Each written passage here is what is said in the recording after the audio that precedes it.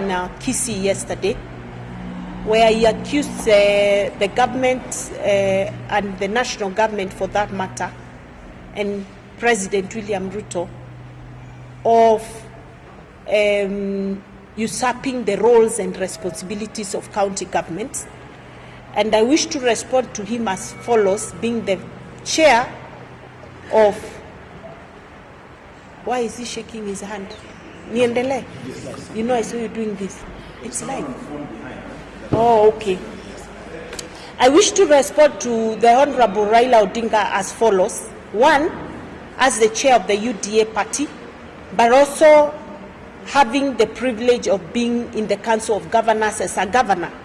One, the Constitution envisaged a situation where there will be some partnership between national government and county governments.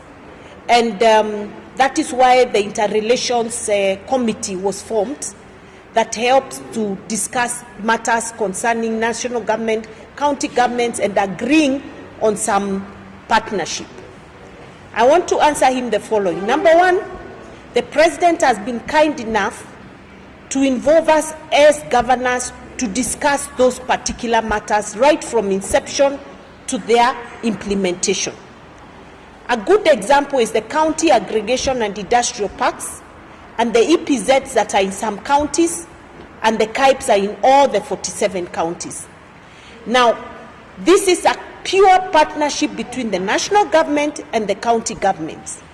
The county, in the case of the county industrial parks, the national government is giving 250 million, the county governments are giving 250 million, and so it's a partnership of 50-50, and all governors were too excited to move with it. In fact, I want to let him know that among the first governors to embrace that program were governors from his own political party. In particular, Governor Wanga, who wants to make sure she has a good fish industry in her county. Homabay. Busia, Governor Otuoma embraced it because he's keen on reviving the industry. So I don't know whether he understands that he has no answers to when it comes to 2027, because he's not an elected member. But he needs to understand that his own governors are elected and they have responsibilities and manifesto to implement for the people who voted for them. The second issue is that in the Ministry of Health, on matters concerning community health promoters. Again, in that particular instance, the President proposed that, we need these community health promoters. They are very important for primary health care. And as we move towards universal health program, we need to make sure that these people are up and running. And then he said, I'll be willing to meet you people halfway. If you can pay those people a stipend, where you do 50%, I'll be willing to put in 50% so that we give them a stipend and they can be able to work for the people. They can be able to be in their homes and the villages and be able to identify disease in good time so that the burden of disease can be reduced in the country. Each governor, already in their budget, they have 50% for the community health promoters. Let me come to the issue of fertilizer, which he seems very unhappy that the President has managed to hack. Because if you remember, during the campaigns, the President went round and promised farmers cheaper fertilizer. The truth is that the fertilizer was 7,000. At the time, Raila Odinga was in that government of the handshake. Immediately the President came in, the first thing he did was reduce the cost of fertilizer from 7 to 3,500. It's now come down to 3,500. 2,500. It's now at 2,500 Kenya shillings. He seems very unhappy that the President has achieved that very, very important role. And it's because we have told him, instead of us going to Mandamano, we bought our fertilizer cheaply, went to the farms, we grew our crops, we've had a bounty harvest. And now the price has gone further down to 2,500. The farmers are very happy. I think Raila Odinga is not in touch with the grassroots. We must feed Kenya, and Kenya can only be fed with real hard work in the farms and cheap farm inputs, one of them being fertilizer. And again, as governors, we have partnered with the national government. The national government is supplying the fertilizer to us. We are providing the last mile delivery of this fertilizer closer to the farmer, and this is an agreement we had with the national government. And it is agreeable, and all of us are right now very busy organizing that to happen. So again, please stop rubbishing a very important program. It's also extremely irresponsible to attempt to make it look like the fertilizer imewekwa mchanga. I mean, who does that? I mean, it cannot be that anything we do is you must fight it even when you know it is beneficial to mwananchi. The fertilizer is okay. It has been tested.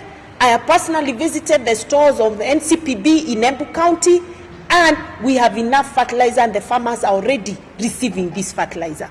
So I want to request the Honorable Raila Odinga to desist from making inflammatory statements that can also cause panic, and tell him to please allow the president to deliver on his agenda. But the beauty is, whatever you say, people don't take you seriously anymore, because they know you'll say negative anytime, anywhere, even if it's a good thing that is going on.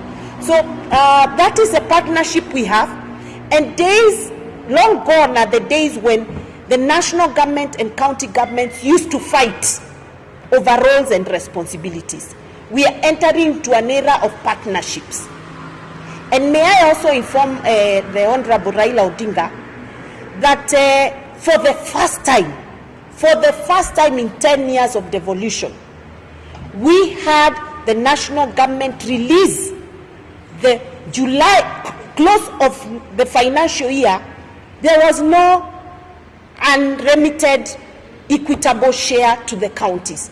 We closed the year with 100% remittance, and even closed the year with 1 month advance payment for the following financial year. So this national government is serious on supporting devolution. They are serious on making sure there is timely disbursement of funds to the counties, and this is the new business of the Kenya Kwanza government. Yes, sir. So we can release you? Yeah, please release me. Let me. I hope I've... No, please allow me to go. It's okay. Let's keep continuing. I can tell you. Aye. Thank you. Aye, sawa. Mtu akaya.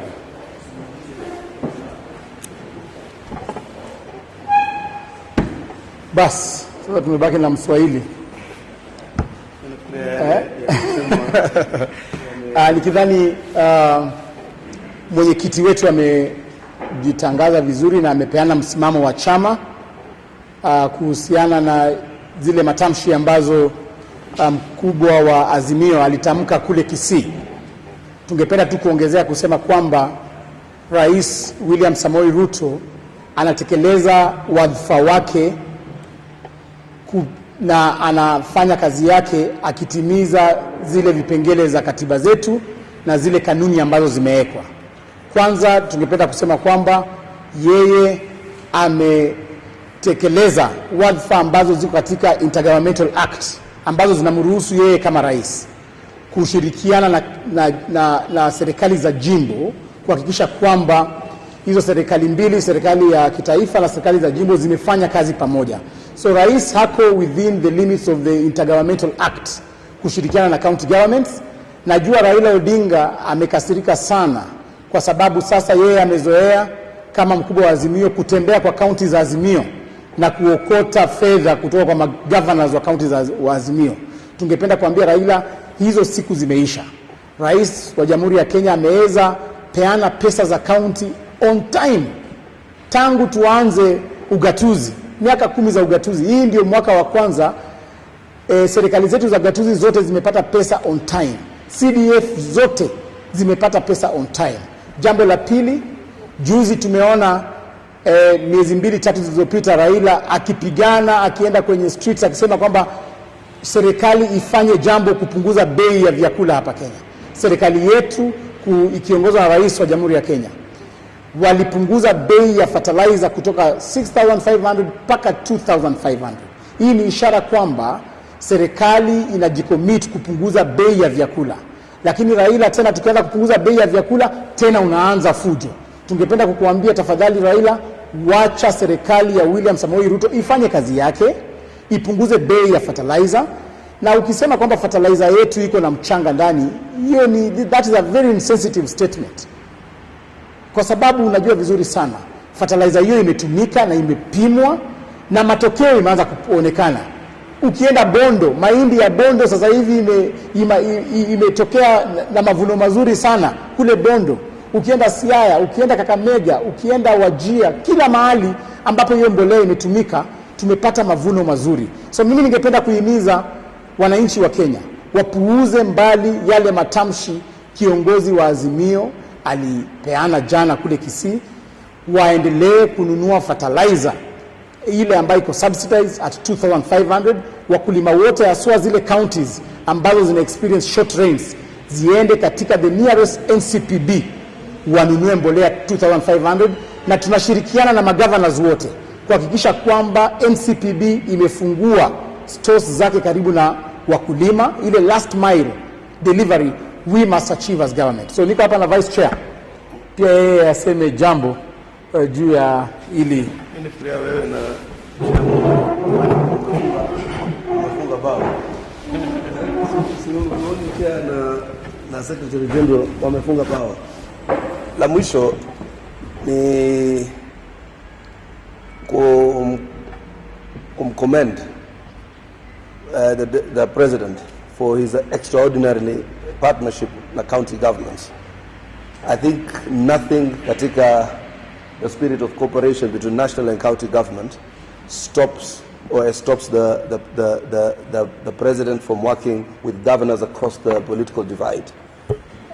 It is very evident that our president has decided to have various programs of partnership, which the chair has alluded to, on various areas of mutual cooperation, which through conditional grants, the national government has decided to subsidize part of these programs.